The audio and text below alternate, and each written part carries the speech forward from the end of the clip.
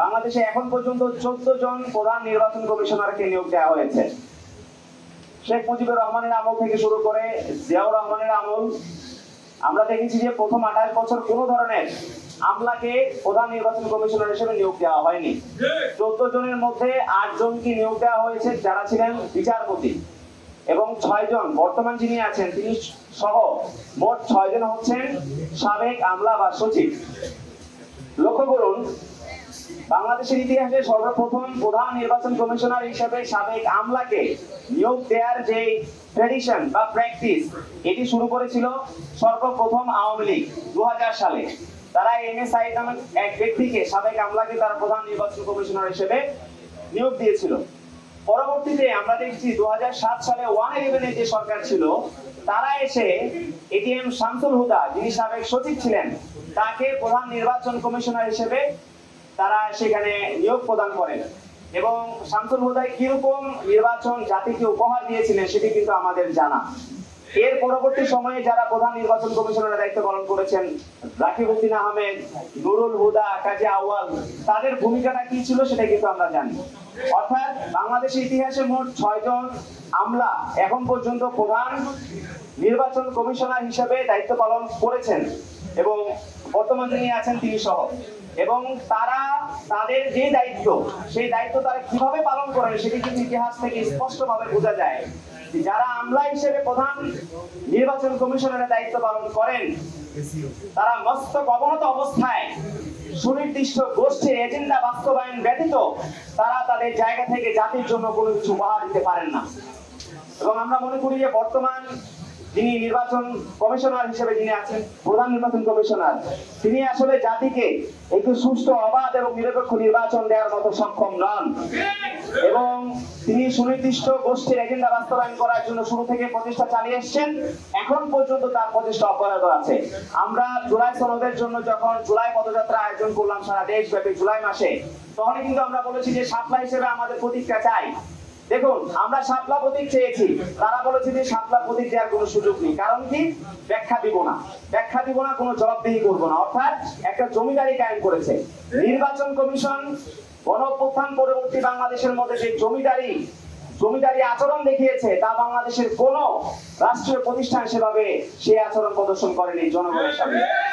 আমরা মনে করি যে এই গণঅভ্যুত্থান পরবর্তী বাংলাদেশের নির্বাচন কমিশনের এই জমিদারি আচরণ অগ্রহণযোগ্য, এটি কোনোভাবেই আমরা মানব না। এবং আমরা শুরুতে যেটি বলেছিলাম যে শাপলা এবং শাপলাই হবে এনসিপির মার্কা এবং প্রতীক, এবং আমরা এখন পর্যন্ত আমরা আমাদের সেই দাবিতে এক রয়েছি। শাপলা করে দিলে হবে না, ভুল দিও করে দিও, আমরা বলছি করে দিলে হবে না, অবশ্যই শাপলা দিতে হবে আমাদের। শাপলা এবং শাপলাই হবে এনসিপির মার্কা। শাপলা বাদে এনসিপি অন্য কোনো মার্কা মানবে না, হবে না। এবং শাপলা প্রতীকের ব্যাপারে আমরা দেখেছি জনগণ আমাদের সাথে আছে, এবং আমরা অধিকার, আমাদের যে রাজপথ, সেই রাজপথে আন্দোলনের মাধ্যমে হলেও আমরা আমাদের সেই অধিকার এবং আমাদের যে দাবি, সেই দাবি আমরা আদায় করব ইনশাআল্লাহ। জুলাই সনদ বাস্তবায়নের ব্যাপারে আমরা আগেই বলেছি, জুলাই সনদ এটি কোনো কাগজে কলম নয়, বরং এই জুলাই সনদ আমাদের নতুন বাংলাদেশের রাষ্ট্রগল্প। এই রাষ্ট্রগল্পকে অবশ্যই আমাদের বাস্তবায়ন করতে হবে। আমরা বড় কিছু দলের কাছ থেকে আমরা দেখতে পাচ্ছি যে তারা এটিকে একটি 3 জোটের কাগজে কলমের রূপরেখা হিসেবে জনগণের সামনে উপস্থাপন করতে তারা তোড়জোড় করছেন। আমরা বলছি যে জুলাই গণঅভ্যুত্থান পরবর্তী বাংলাদেশে 2000 প্রাণের বিনিময়ে অর্জিত যে নতুন বাংলাদেশ, ফ্যাসিবাদ মুক্ত বাংলাদেশ, এই বাংলাদেশের সার্বভৌমত্বের জন্য জুলাই সনদ আমাদের জন্য জরুরি, এবং আমরা আমাদের যে কোনো মূল্যে এই জুলাই সনদকে বাস্তবায়ন করতে চাই। কিন্তু সেই বাস্তবায়ন করার দায়িত্ব কিন্তু বর্তমানে অন্তর্বর্তীকালীন সরকারের উপর ন্যস্ত রয়েছে। আমরা অন্তর্বর্তীকালীন সরকারকে বলেছি, জুলাই সনদকে বাস্তবায়ন করার জন্য যে সাংবিধানিক আদেশ জারি করার প্রস্তাবনা আপনাদেরকে দেওয়া হয়েছে, আপনারা সেটি অবিলম্বে সেই আদেশটি জারি করুন। এবং জনগণ আপনাদের সাথে রয়েছে, কারণ জনগণ জানে বাংলাদেশের বড় বড় রাজনৈতিক দলগুলো যখন তারা তাদের দাবির যৌক্তিকতা উপস্থাপন করতে পারে না, তখন তারা জনগণের অজুহাত দেয়।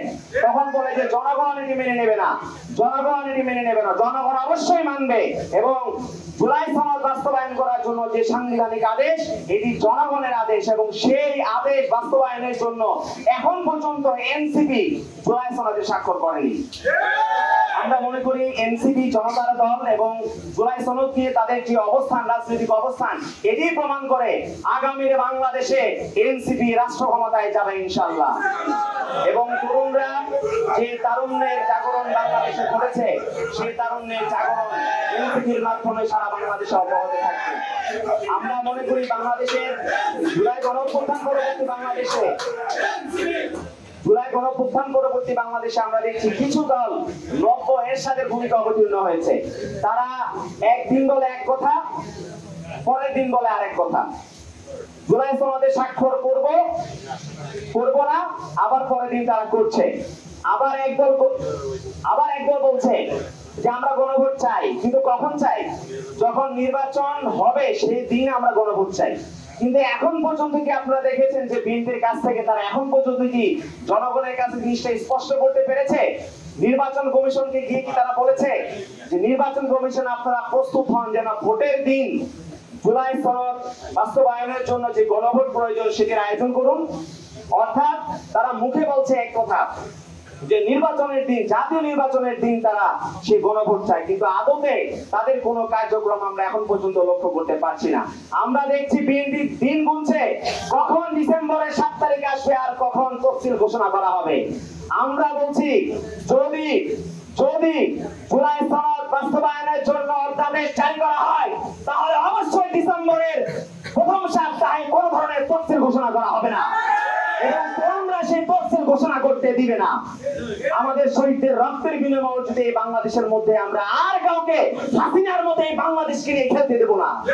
আমরা রাজপথে তার দাঁত ভাঙা জবাব দিব। এই যে তারুণ্য, যুব সমাজ, তারা রাজনীতি নিয়ে আজ সচেতন।